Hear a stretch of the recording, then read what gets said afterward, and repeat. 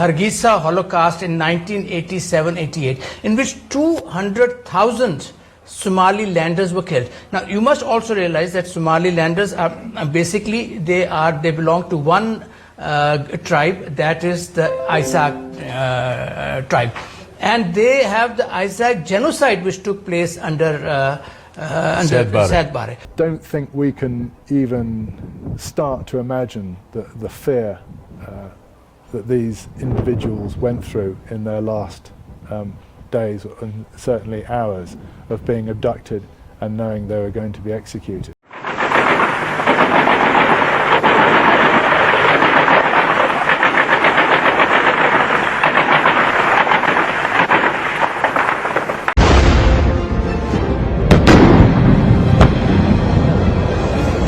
waxay u garaacayeen si istaba jooga oo aan naxariis lahayn.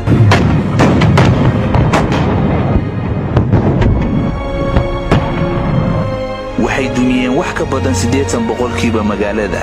waxay dileen kumanaan shacab ah halka ay barakiciyeen nus milyuun maatadii iyo bulshadii magaalada deganayda.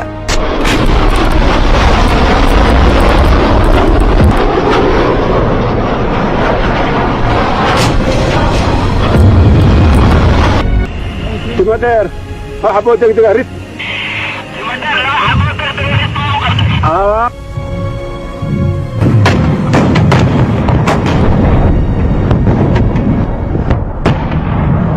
marqura ayay shacbiga ku dhaqan magaalada Hargeysa ay ku tooseen dariyeenka madaafiicda iyo hubka culus ee dhawaaqoogu argagaxa leeyahay.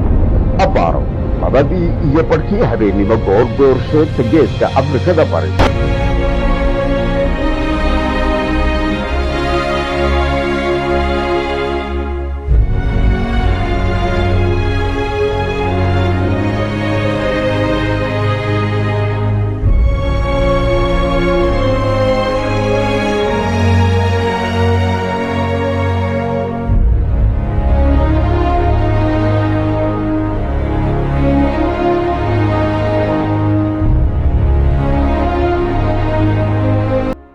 Somaliland got its independence in 1960. 5 days after its independence, it voluntarily agreed to join Somaliya. The objective was that French Somaliland, that is Djibouti was part of Somaliland. The French Somaliland and main Somalia and the Ogaden region west of Ethiopia, they will all get together and they will form a greater Somalia. This was the objective of their joining Somalia. Now, immediately after that, what happened was that the Somalilanders, they started feeling aggrieved. They were sidelined in jobs, in allocation of budget. Everywhere, Somalia had started sidelining them. But I think that could also have been avoided. But what the worst was when General Saad came in 1969. Yes. He came there, and then we had this Hargeisa Holocaust in 1987-88, in which 200,000 Somalilanders were killed. Now, you must also realize that Somalilanders are basically they belong to one tribe, that is the Isaaq tribe, and they have the Isaaq Genocide, which took place under Saad. So there was a resentment, and then there came the Somali national movement, which emerged in the north, and they wanted to go for independence. They wanted to have independence. They wanted to break away from the main Somalia and form their own government, and it had the support of the elders within the country. How about external factor involved in making of the Somaliland or its movement? No, there was no external factor. No. This Somaliland movement was purely internal. It was because of the grievances of the Somalilanders, which they faced from the main Somalia. In fact, there was a UN report of 2001 which said that genocide was carried, planned, and perpetrated by the Somali government against the Isaaq people of Somaliland. This was UN report of 2021. So you see, you are very much understand how the Somalilanders believe. Have been here. I believe more than 250,000 people, innocent civilians, has been killed by their own government. ardaydaasi jeebkooda ka yimaada iskuul fiiga ama jaamacadda fiiga jaamacadda ay bixiyaan. I don't think we can even start to imagine the fear that these individuals went through in their last days and certainly hours of being abducted and knowing they were going to be executed. It is quite horrific. It is very important for you to understand that we're going to give you the tools, the means for you to be able to recover, in a way, these identities from people, to dignify the dead and to give answers to the families. And how are we going to do that? We're going to do that through forensic sciences. Many sciences that work pretty much together to try to find the facts behind a crime.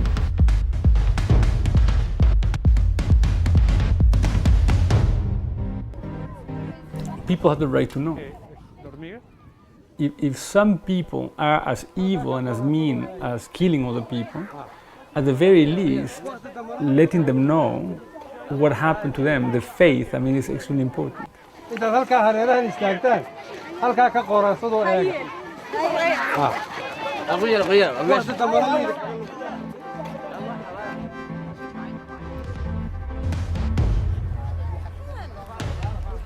The idea of this project was to actually assist the government here. They have a war crimes commission to face the past by separating the living and the dead. The idea of the government is actually to try to put their relatives or to hand over their relatives to her so they can be buried properly according to Muslim traditions, because it is not a Muslim tradition, and I know that for sure, to put people all in a hole.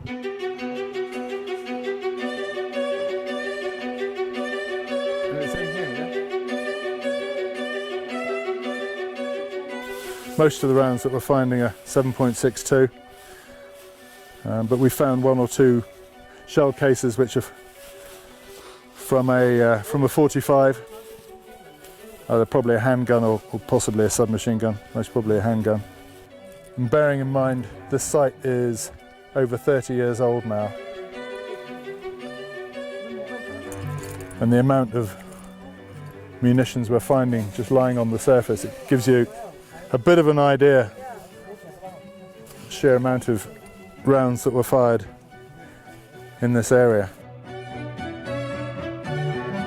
The spectrum of military forensics can really cover anything from small arms ammunition, left lying around, fragments, shell cases, even splat marks on walls, right through the spectrum of munitions, right up to heavy artillery.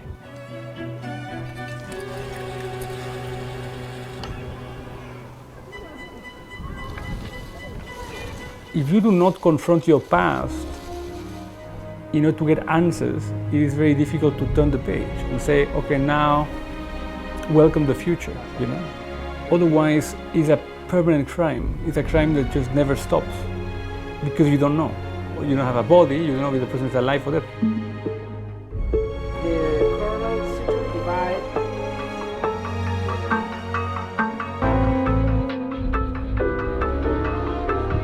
My mission in life is to preserve the history of this country and my people. 250,000 people who's being massacred by their government is not a joke.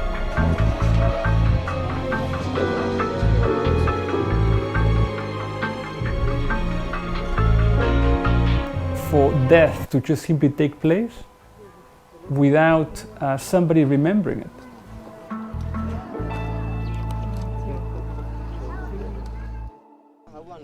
This being a civil rather than a criminal case, the allegations against Tuke have only been laid on behalf of one man.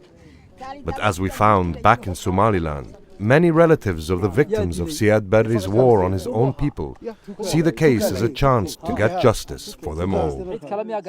One such person is Ahmed Musa. He told us he'd witnessed his brother being burnt alive by a man who looks very much like 2K. The horror of the moment was even documented in a photograph.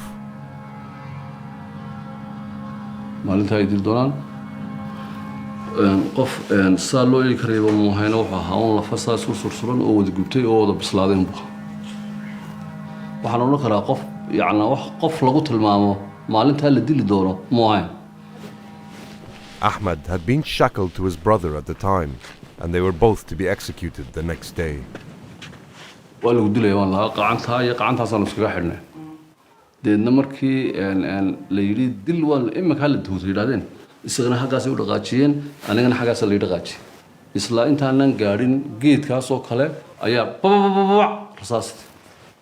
For reasons that remain unclear, Ahmed was freed while his brother was murdered. sawirradan kan iyo kuwo kale oo jiraba sawirro iyagu iska qaadeen weeyaan maaha sawirro cid kale ka qaaday iyagaa iska qaado ku faanayay darajay ku heli jireen waxaan moogtay dadkii oonu gubayno maxay oonu xasuuqayno waxaan darajay ku heli jireen moogtay وحاجة صارت درجة كجيل جرين تجو وشوي ها تجو سجى وضن كان يستي مركز وضن كان سجى يستي وحي وضننا وكسبنا عسكري وحها مضحى وحي وضن تكت هو اللي يري أمر لوسي ضد كنا وحلو لين يسد قبيلة هم ما هنسي دمبيا أمبار شرعية لو وجمع هنسي قبائل ومبادئ كلو ليني. Gate suspected war crime sites with the help of a team of international volunteers. For weeks, they've been painstakingly exhuming one of the many mass graves still to be found around the village of Arabsio, near Gabile, a town close to the Somaliland capital, Hargeisa. Gabile is where Colonel 2K and his 5th Brigade were stationed. Priority is giving answers. Okay? The priority is putting people to rest, once for all. The priority is for people to know what happened to the relatives. That is priority. That's the most important thing. Jose Pablo and EPAF are under extreme pressure to finish examining the bones they have uncovered so that they can be quickly reinterred. What usually takes months must now be completed within days. Today they have invited local religious leaders to prepare the remains for a final dignified burial. Before we bring the remains, I wanted to show you how we have been working.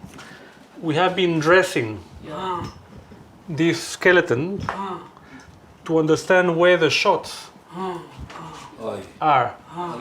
If it's from here to here or from here to here. And you can see the body of the sheikh.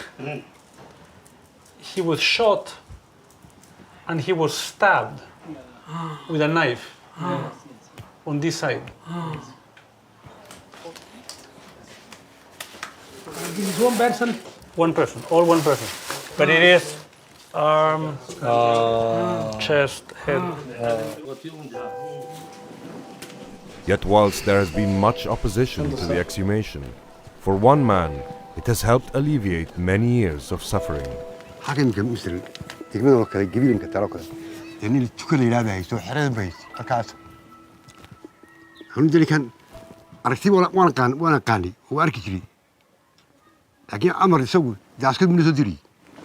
A local farmer, Hussein Ahmed, was forced to use his tractor to dump bodies into mass graves. He too has been struggling with the trauma ever since.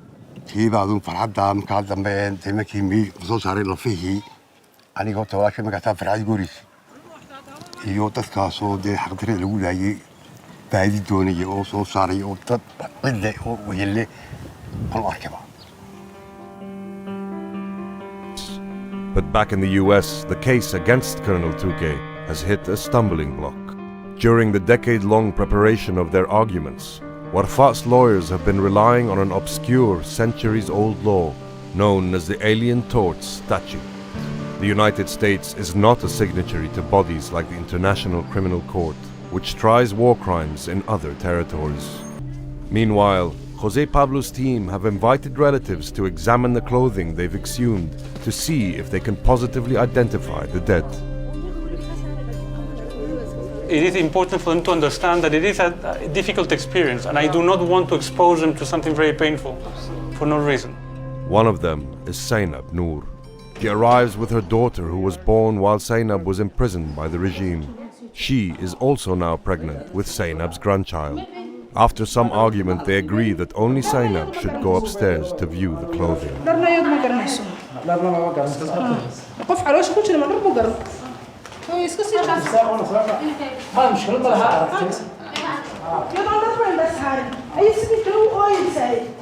But the difficulty of trying to identify her husband's clothing after all these years immediately becomes evident.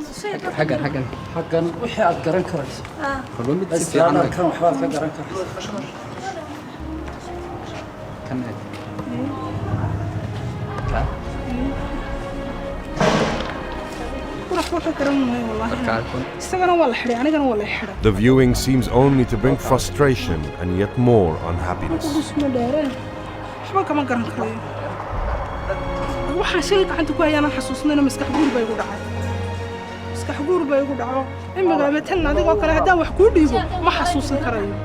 Zainab's memory loss is a result of the head injuries she sustained while she was tortured in prison.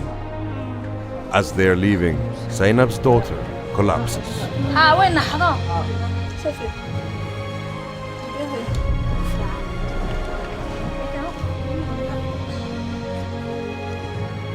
It's become very accepted in the psychiatric and psychological circles to recognize that trauma won't go away if you ignore it. And it also won't even just end with the person who was victimized. It can pass to your grandchildren.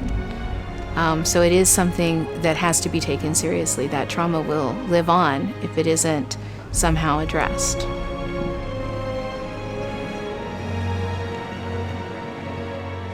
The day has come to rebury the dead of Arabsio, and local religious leaders have arrived to collect their remains.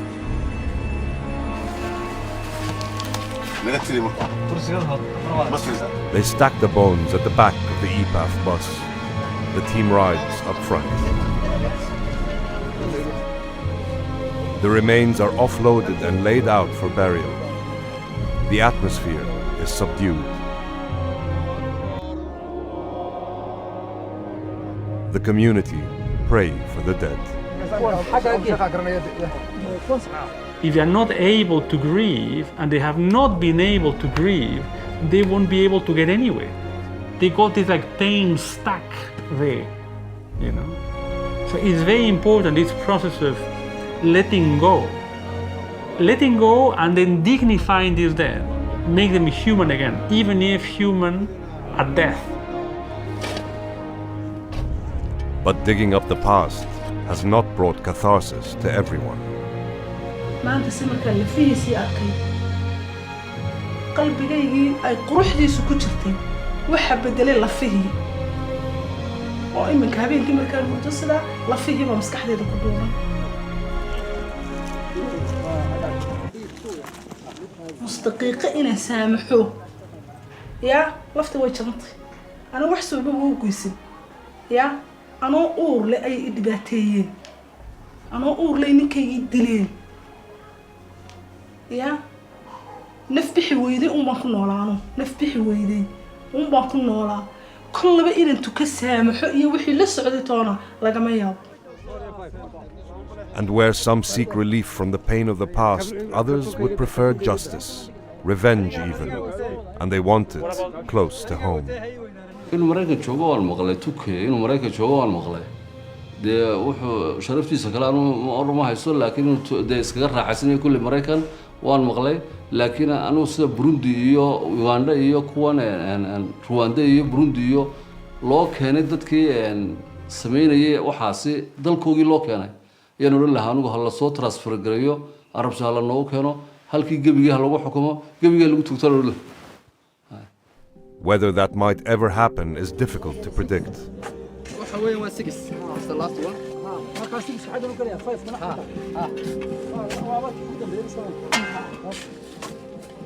Colonel Tukey contests the allegations against him, and the eventual outcome of the case is still years off.